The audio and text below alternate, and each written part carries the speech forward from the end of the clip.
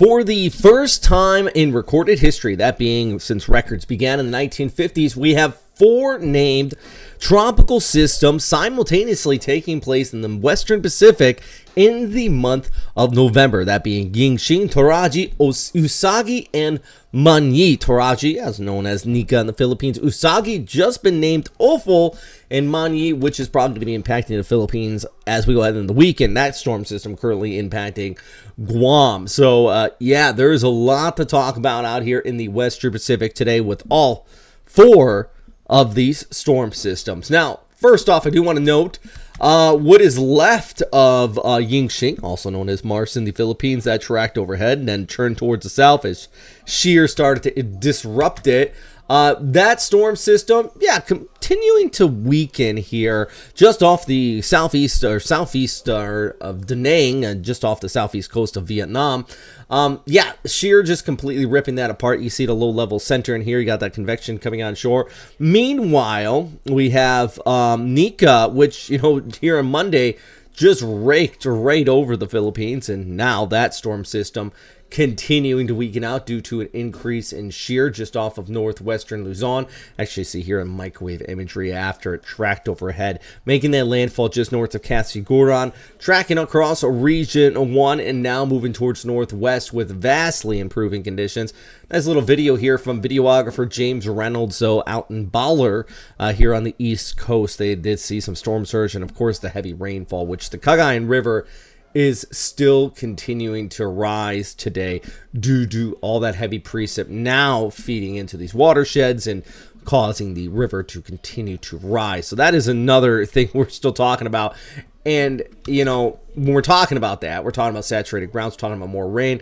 And then we have, of course, our next storm system, now named Ofel, also known as Usagi internationally. Usagi being a rabbit in Japanese. Also a fun little fact, it is Sailor Moon's name. So for anime fans, you know what I'm talking about.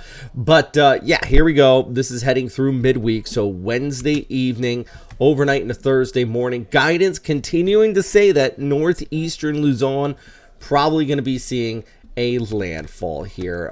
Yeah, not just guidance, but the official track from the Japan Meteorological Agency, Pagasa, everybody just saying northeastern Luzon. And then we have the secondary storm, which Manyi, which originally we didn't anticipate that to kind of weaken out just over the northern Mariana Islands, but you see how this kind of dips further south. That's bringing it out of that dry air, that high pressure towards the north, which is going to allow that to maybe hook and come closer to the Philippines as we go ahead into the weekend. Still some uncertainty if it could recurve and turn towards the north or stay towards the west.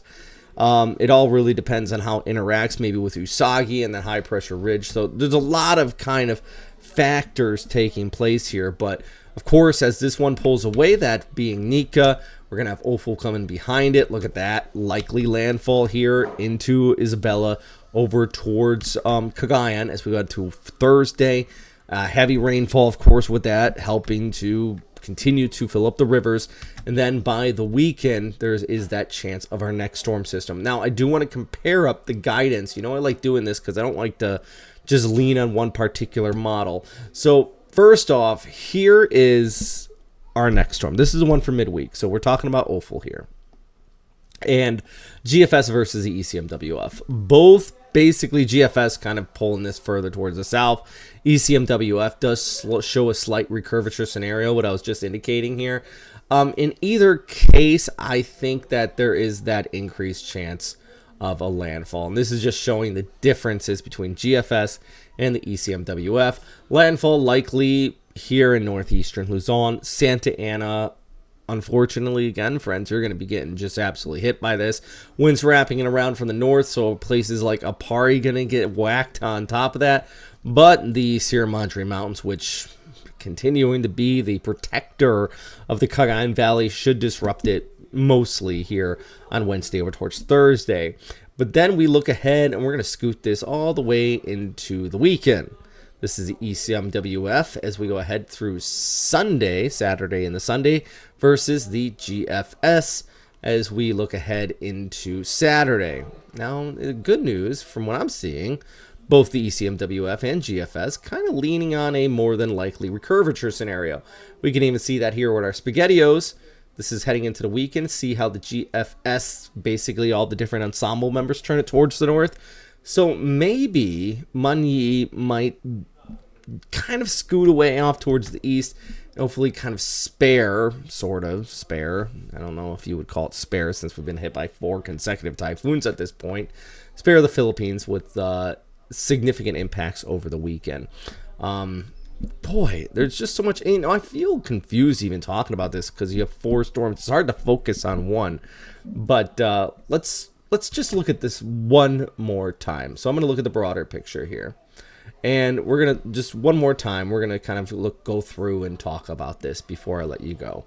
So first off, you have, with everything I've just said, we have our typhoon right here. That is Mars, continuing to weaken out, Yingxing, just over southeastern Vietnam. That is bringing some heavy rainfall. We have Nika pulling away from the Philippines. That is expected to continue to weaken out too and edge towards the south and west as increase in shear continues to impact it. The biggest threat at this time is going to continue to be Ofel, also known as Usagi internationally, just towards the north of Palau, tracking towards the northwest with a likely landfall as we go ahead to Wednesday night through Thursday morning along northeastern Luzon, increasing heavy rainfall in already saturated areas out here. And then behind that, we still continue to monitor Manyi, which originally did look like this storm would edge further towards the north and weaken out. But now today, a lot of the models are indicating that this is going to more or less follow a very similar track as Usagi and edge further towards the south. Yet, in the long-range guidance today, thankfully, we are seeing more and more of a likelihood of a recurvature scenario with that specific storm, although it is not 1000% confirmed at this time, meaning that there is still the chance of another landfalling typhoon heading into the weekend. In either scenario, it is this conveyor belt of storms, one after another, continuing to impact these areas out here, including places like Saipan and Rota, also going to be looking at tropical storm strength conditions. But I think our biggest concern and worry continues to be in the northern areas of the Philippines, where one storm after another has been adding up this precipitation, and yet more rain is in the forecast on already saturated grounds, meaning that we're going to still continue to look at that additional threat of flooding. So there's a lot to talk about here. There's a lot going on.